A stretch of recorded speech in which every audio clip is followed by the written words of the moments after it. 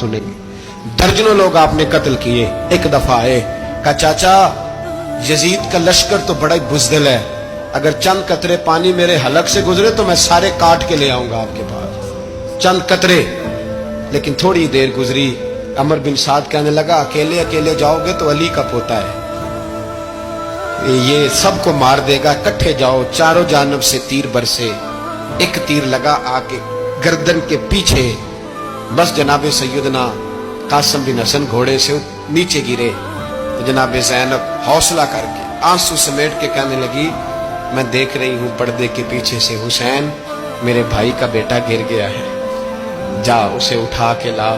हजरत इमाम हुसैन उनको उठा के लाए तो इमाम हुसैन ने सीने से लगाया हुआ था तो उनके पैर, उनका कद लगता था इमाम हुसैन से ज्यादा।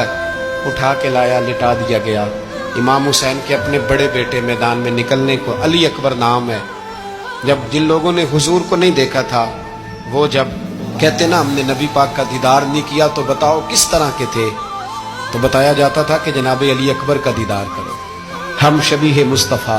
और जब वो गलियों में निकलते थे तो औरतें छतों पे चढ़ जाती थी।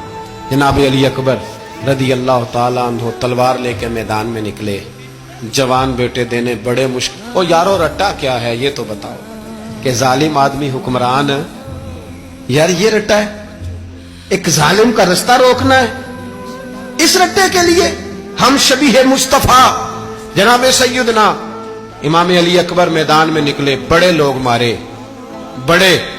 फिर एक तीर उनके भी गले में लगा और जब वो गिरे ना जमीन पे तो हजरत इमाम हुसैन दौड़ के आए, दौड़ के, और जब तशरीफ लाए तो उनके गले से तीर खींचा तो एक जुमला लिखा है साहिब तबरी ने, उसने हद कर दी।